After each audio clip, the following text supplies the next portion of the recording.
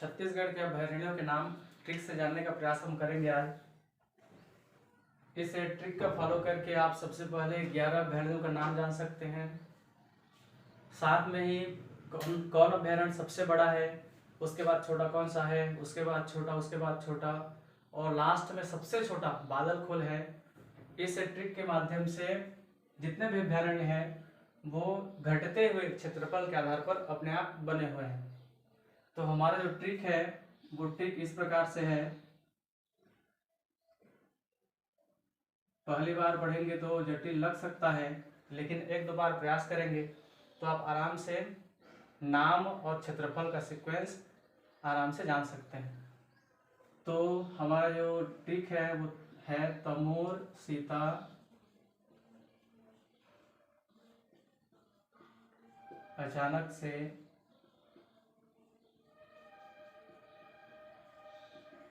गोपाभर उदय, फिर लास्ट में है भोर भय बादल। तो आइए देखते हैं ट्रिक में अभयारण्य 11 है कि नहीं है। तो ये जो आपको दिख रहा है तमोर, यहाँ से याद रखना है तमोर पिंगला। जैसे कि मैं पहले से बता चुका हूँ कि ये घटते हुए क्षेत्रफल के क्रम में है। इसका क्षेत्रफल है 608 वर्ग किलोमीटर। तो छत्तीसगढ़ का सबसे बड़ा अभयारण्य है। यहाँ दूसरा नंबर में आपको याद रखना है सीता से मतलब है सीता नदी। इसका जो क्षेत्रफल है वो है 559 वर्ग किलोमीटर। तीसरा नंबर में जो अचानक लिखा हुआ है इसका मतलब है अचानक मार अभयारण्य। इसका क्षेत्रफल 552 वर्ग किलोमीटर। इसके बाद जो से लिखा हुआ है इसका मतलब है सेमरसेत, ये सेमरसेत है। इसका क्षेत्रफल 430 वर्ग किलोमीटर है। फिर ये जो गो लिखा हुआ है उसका मतलब है गोमड्डा। ठीक है दोस्तों, इसका जो क्षेत्रफल है वो है 265 वर्ग किलोमीटर। गोमड्डा 268 वर्ग किलोमीटर। इसका क्षेत्रफल है 278 वर्ग किलोमीटर। ये रायगढ़ जिला में आता था, लेकिन जब से बिलाईगढ़ सारंगढ़ जिला बना है तब से ये सारंगढ़ बिलाईगढ़ जिला में आएगा। उसके बाद ये जो पा है इसका मतलब है पामेड़, पामेड़ अभयारण्य। इसका क्षेत्रफल है 265 वर्ग किलोमीटर। इसके बाद ये दिख रहा है बर, इसका मतलब है बार नवा पारा। ये है लगभग 245 किलोमीटर स्क्वायर। इसके बाद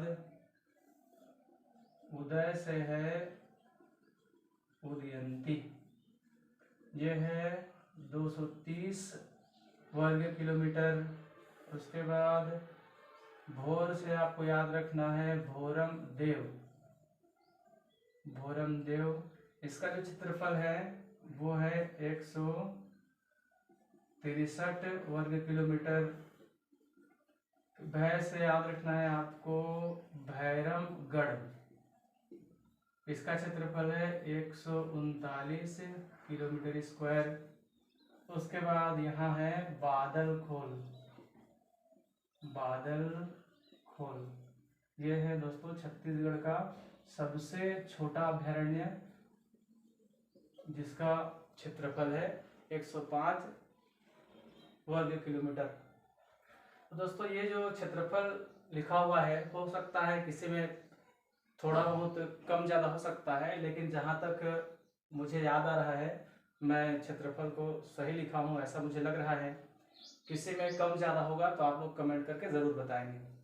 तो ये था ये ट्रिक जिसमें आपको 11 अभ्यारण्यों का नाम जानना था। 1 2 3 4, ये 5 हो गया, 6 7 8 9 10 और 11 अभ्यारण्यों के नाम घटते हुए क्षेत्रफल के आधार पर बने हुए हैं। इसके बाद इसमें एक प्रश्न और बन सकता है कि जो अभ्यारण्य है उनकी स्थापना कब हुआ और वो कौन से जिले में है। तो मैं आपको आगे बताता हूँ कि ये अभ्यारण्य कौन से जिले में है और इनकी स्थापना कब हुई है।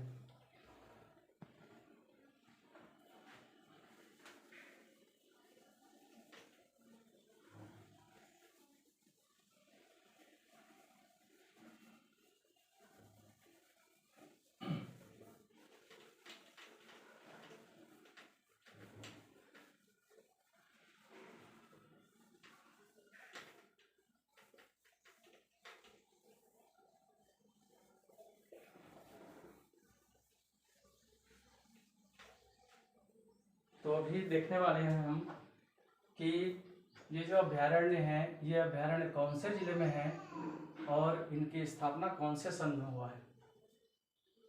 तो छोटा सा एक मिनट में छत्तीसगढ़ का नक्शा क्रिएट कर लेता हूँ।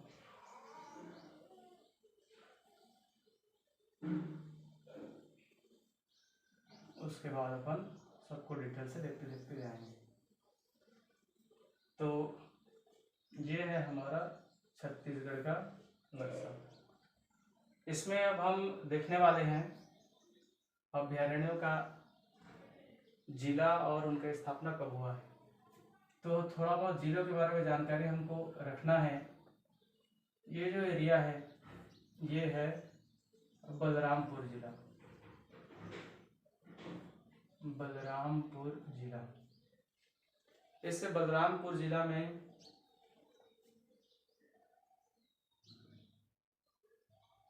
सेमरसेत अभ्यारण्य है और इसकी स्थापना हुआ है 1978 में। 1978 में।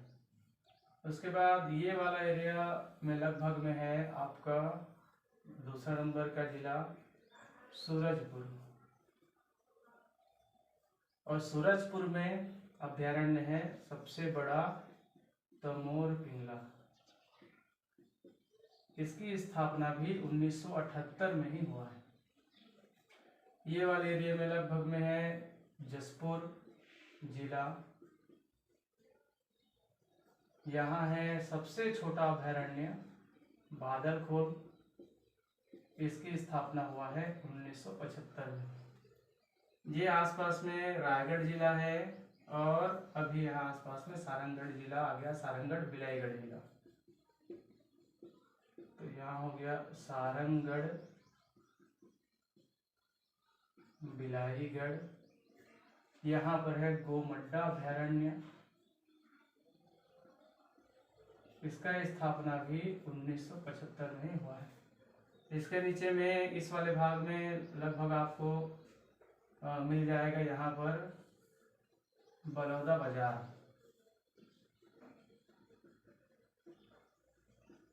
बलौदा बाजार। यहाँ है बारनवापरा।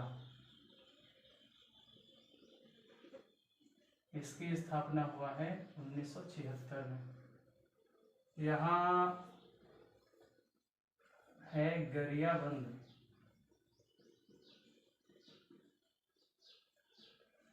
तो गरियाबंद में जो अभ्यारण्य है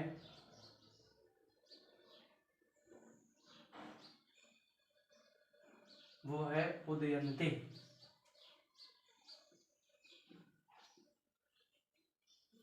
इसका स्थापना हुआ है 1983 में।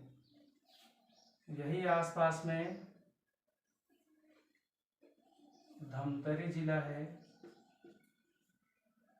और धमतरी में है सीता नदी। सीता नदी का स्थापना हुआ है 1974 में। इस तरफ के जितने भी अभ्यारण्य थे वो हो गए। अब हम आते हैं इस तरफ। इस तरफ जब हम आएंगे तो ये वाले भाग में है बीजापुर जिला।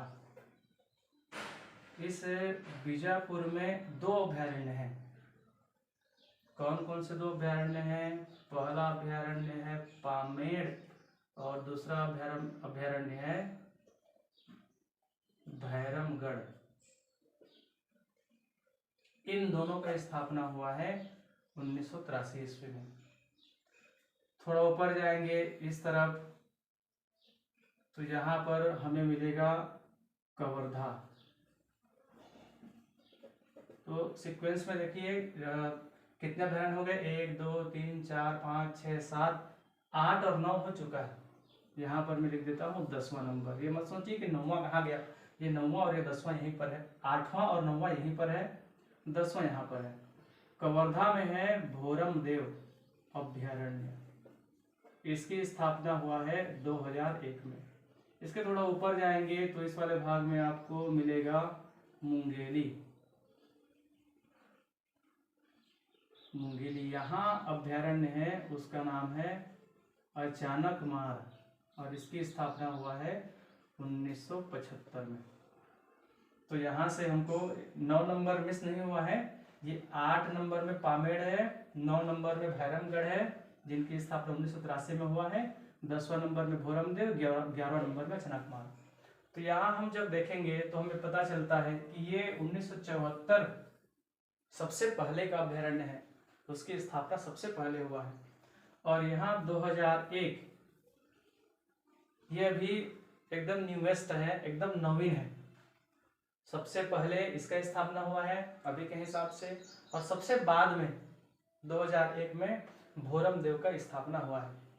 तो इस प्रकार से जिलों अभ्यारण्यों का नाम हम जान लिए, कौन से जिले में उसका नाम भी जान लिए, कौन से सन में उसका स्थापना किए हैं वो भी यहाँ से हम जान चुके हैं। साथ ही इस ट्रिक के माध्यम से सबसे बड़ा, उसके बाद सबसे छोटा कौन है उसके बारे में भी हम जान चुके हैं। तो यदि आपको इसका पूरा तैयारी करना है तो आप ये ट्रिक को और ये नक्शा में जो बताया गया है जिलों का स्थिति और वहाँ पे अभ्यारण्य है उनका स्थापना है, उन सबको आप अच्छे से तैयारी कर लीजिए और जल्दी से शिक्षक भर्ती और अन्य जितने भी परीक्षा में है उन सभी में सिलेक्शन लीजिए। थैंक यू, धन्यवाद।